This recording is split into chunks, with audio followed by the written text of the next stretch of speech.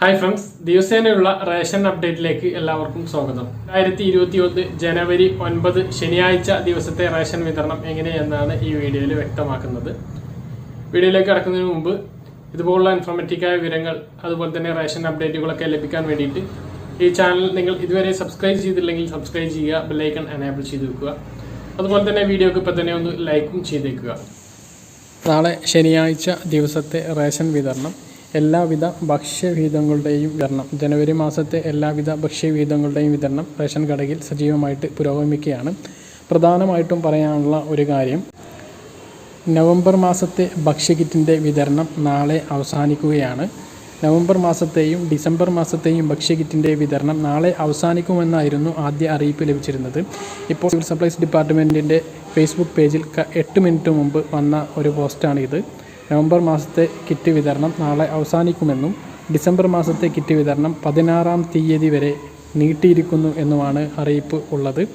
അപ്പം അതൊരു ആശ്വാസമാണ്. ഡിസംബർ മാസത്തെ ക്രിസ്മസ് കിറ്റ് എന്ന് പറയുന്നത് ഡിസംബർ മാസത്തെ കിറ്റാണ്. അത് ഒന്ന് തന്നെ ഉള്ളൂ, അല്ലാതെ ഡിസംബർ മാസത്തിൽ വേറെ കിറ്റില്ല. അതിൻ്റെ ഒരു വിതരണമാണ് ഈ 16-ാം തീയതിയിലേക്ക് നീട്ടിയിട്ടുള്ളത്. മറ്റൊന്ന്, ജനുവരി മാസത്തെ എല്ലാ റേഷൻ വിഹിതങ്ങളുടെയും വിതരണം സജീവമായിട്ട് റേഷൻ കടകളിൽ പുരോഗമിക്കുന്നു. ഏതെങ്കിലും സാധനങ്ങൾ സ്റ്റോക്ക് എത്താത്തത് കൊണ്ട് ചില റേഷൻ കടകളിൽ വിതരണം നടക്കാത്തതുണ്ടാകും. മണ്ണെണ്ണകൾ ഈ മാസം എല്ലാ റേഷൻ കാർഡുള്ള ആളുകൾക്കുമുണ്ട്. പക്ഷേ മണ്ണെണ്ണ എല്ലാ റേഷൻ കടകളിലും സ്റ്റോക്ക് എത്തിയിട്ടില്ല എന്നാണ് അറിയാൻ കഴിഞ്ഞിട്ടുള്ളത്. മറ്റുള്ള ഭക്ഷ്യവിഹിതങ്ങളുടെ വിതരണം സജീവമായിട്ട് പുരോഗമിക്കുകയാണ്. മഞ്ഞ കാർഡുകാർക്കുള്ള പഞ്ചസാര, അതുപോലെ തന്നെ വിവിധ തരം അരികൾ, ആട്ട, ഗോതമ്പ് ഇവയെല്ലാം റേഷൻ കടകളിൽ എത്തിയിട്ടുണ്ടാകും. നിങ്ങൾക്ക് പോയിട്ട് വാങ്ങാവുന്നതാണ്. ഏതെങ്കിലും ഭക്ഷ്യവിഹിതം കുറവുണ്ടെങ്കിൽ അത് പിന്നീട് ലഭിക്കുന്നതായിരിക്കും.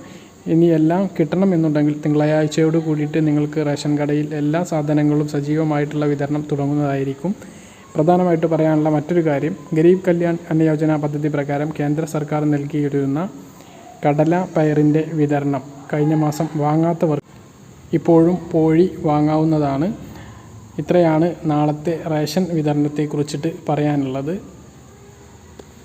പറഞ്ഞ കാര്യങ്ങൾ വ്യക്തമായിട്ട് മനസ്സിലാക്കണമെന്ന് വരുന്നു. ഇതുപോലുള്ള ഇൻഫോർമേറ്റീവായ വീഡിയോകൾ ലഭിക്കാൻ ചാനൽ സബ്സ്ക്രൈബ് ചെയ്യുക, ബെല്ലൈക്കൺ എനേബിൾ ചെയ്ത് വെക്കുക. മറ്റൊരു വീഡിയോ ആയിട്ട് വീണ്ടും കാണാം. ഇതുവരേക്കും ബൈ.